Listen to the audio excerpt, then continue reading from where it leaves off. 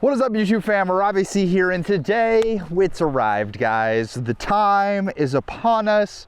It's November, and we have reached the off season. Woo! Unless you're like one of those hardcore people that like used to live in a northern state and then you moved to a southern state because you were like, you know what? I'd like to make sure that there is no off season. So with all that being said, what are 5 ways that you can maximize your off season to hopefully not regress, and you can in fact progress towards the player that you want to be? But before we dive in, we have to ask the most important question of the day. How you doing today, Corey? You having a good one? So catch me if I fall.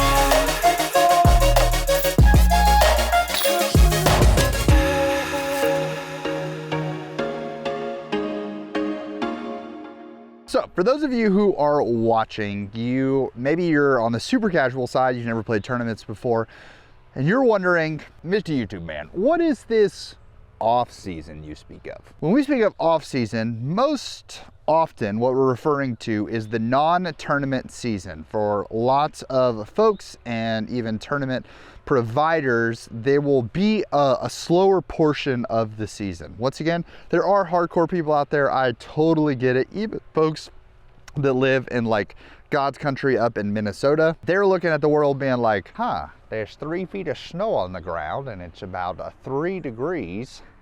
Sounds like a great time to go play some frisbee golf. And that's why you guys are just literally better people and stronger than I will ever be. I would love to live in the north, but unfortunately, this is my job.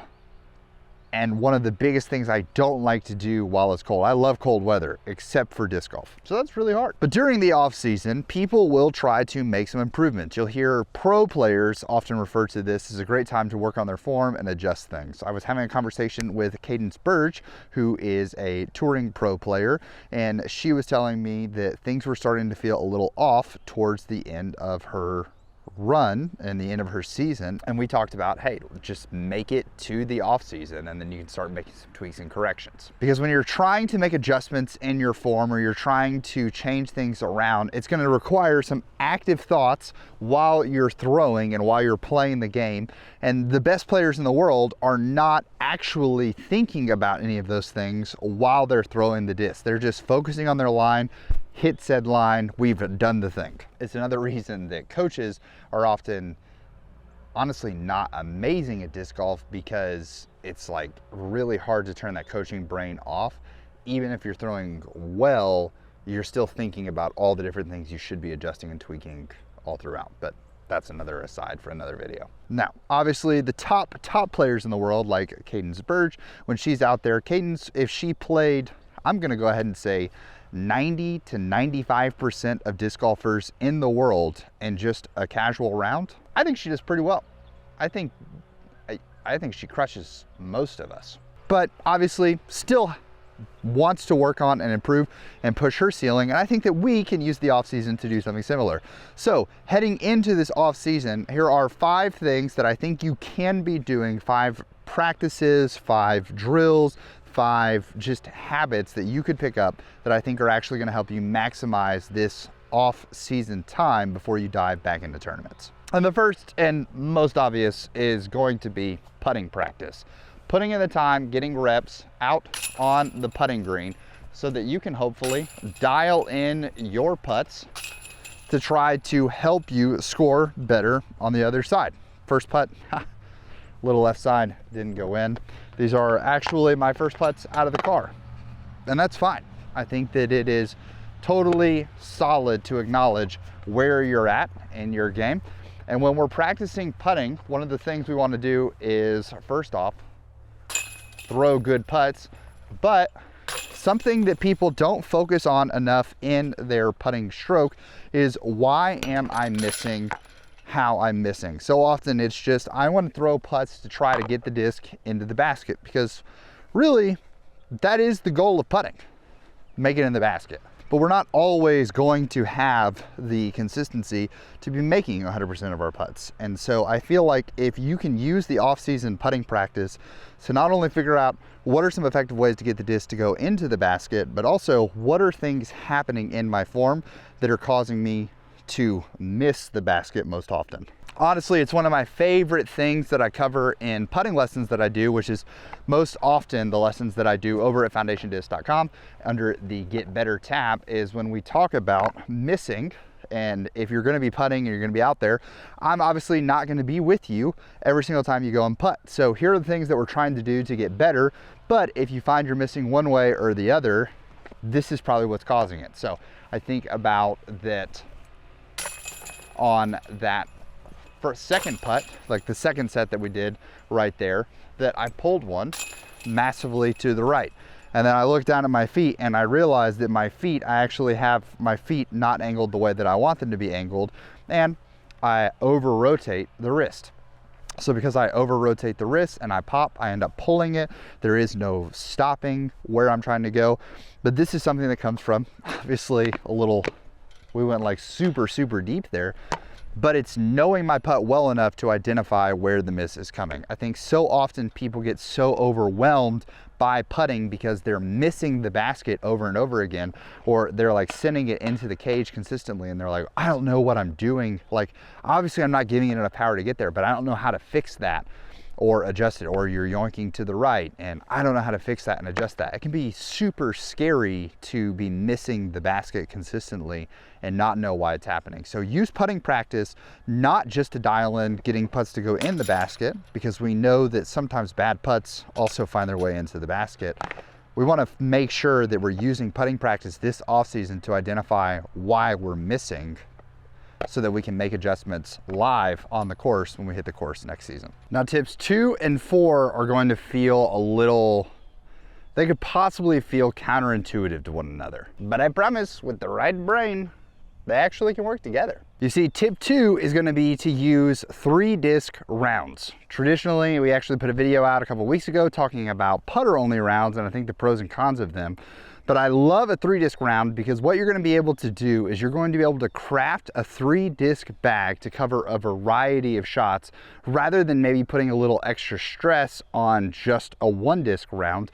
You're going to feel what it's like to have options, so that you have to be choosing while you're playing the course, because often I think that's where a ton of amateurs lose strokes to the course, is that they pick the wrong disc or the wrong angle for the wrong hole.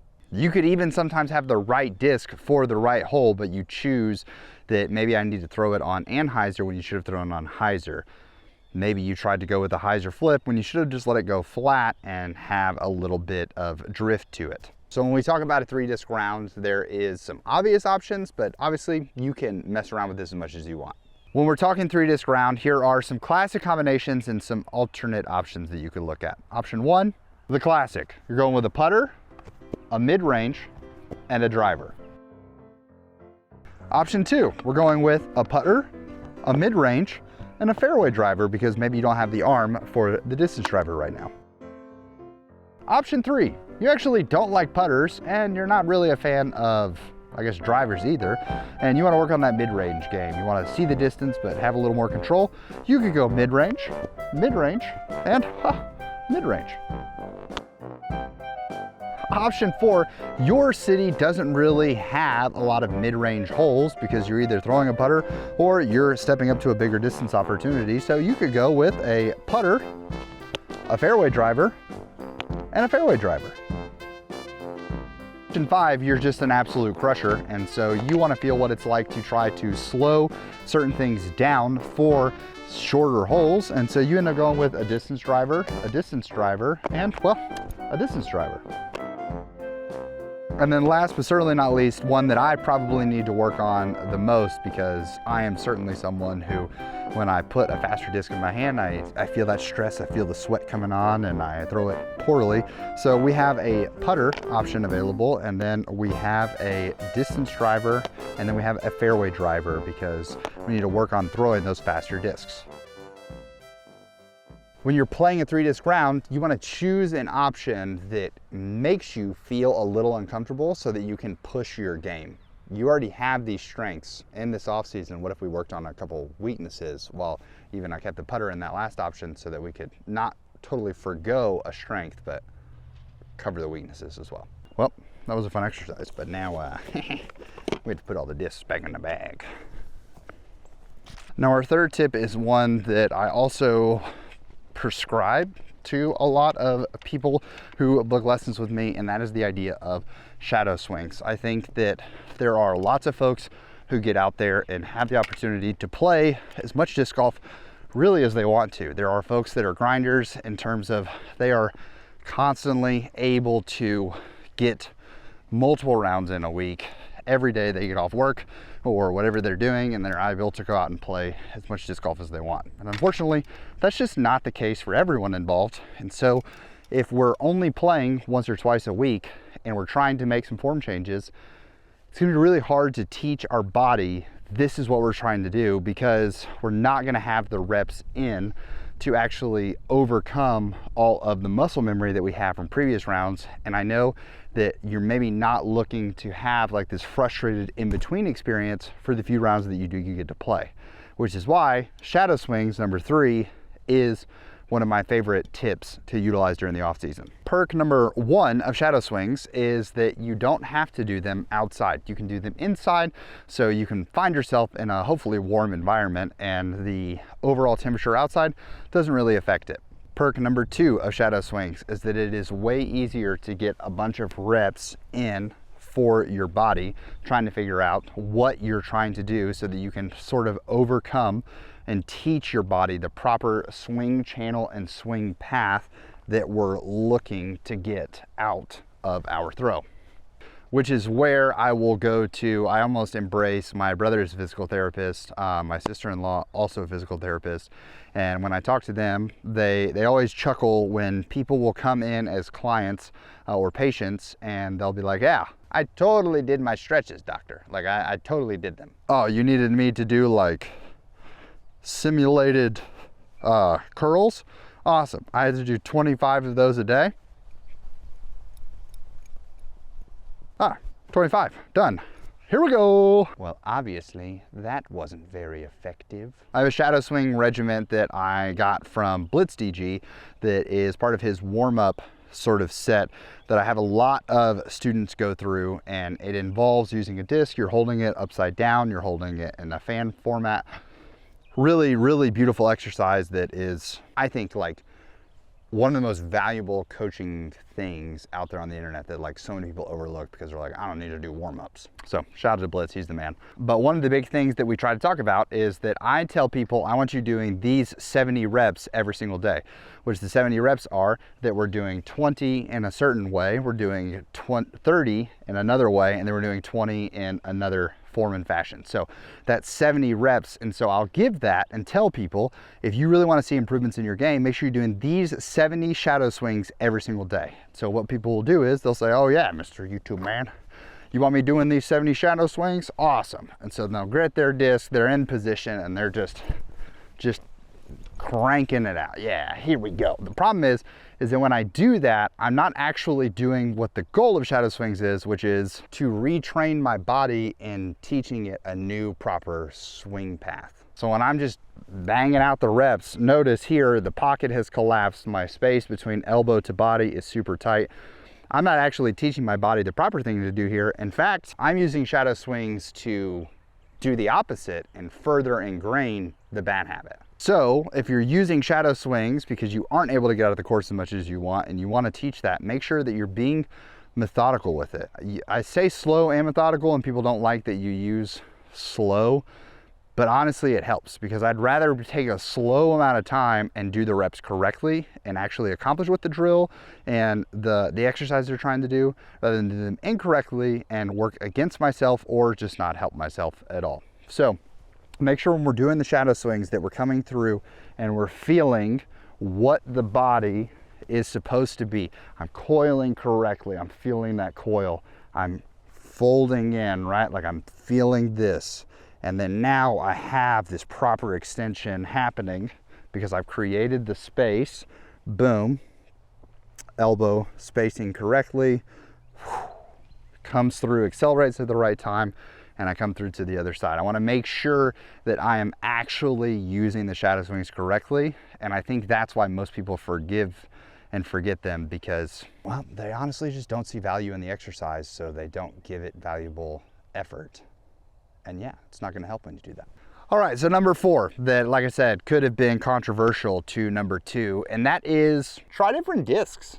What I mean by try different discs is that you're in this off season, you're working on some things, you're changing some things, you're adjusting some things. Putting a brand new disc in your bag when you're in tournament season and you're trying to be competitive can be a bold move, Cotton. Obviously, one of the best parts about disc golf is that new discs are coming out all of the time. So if you don't want to be boring, you don't want to be bland, you can really spice things up by adding new discs to your bag and trying to see, hey, here is how they're improving, here's what they're changing, whatever it may be. But during the off season, I think that is one of the best times while you're tweaking and adjusting things is to try and put new discs in the bag. And that's where it's beautiful to even put 3 brand new discs in your bag, or you can put 2 brand new discs and a tried and true disc. So you can use the tried and true disc to see, here's how I'm actually throwing today. And I can see that level. It's that, balance isn't the right word. What am I looking for? The test, the straight and narrow. You science folk are gonna know what I'm talking about. So for instance, the Zone SS is in my bag over the A5 right now, and I'm really enjoying it. I'm getting equal distance, but if I put it on just a little bit of hyzer, I can get very similar levels of fade, especially to the A5 that I was using.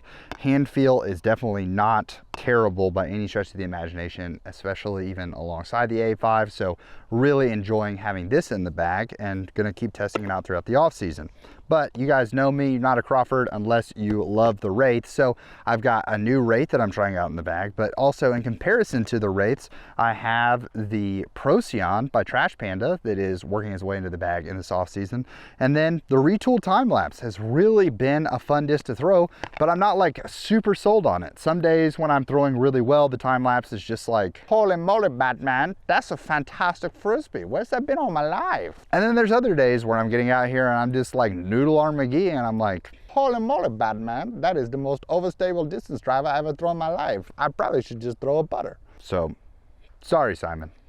I'm inconsistent. But it seems like a really good disc. So don't be afraid to get out there and, like I said, try the new stuff. So for instance, we got Shadow, the Destroyer.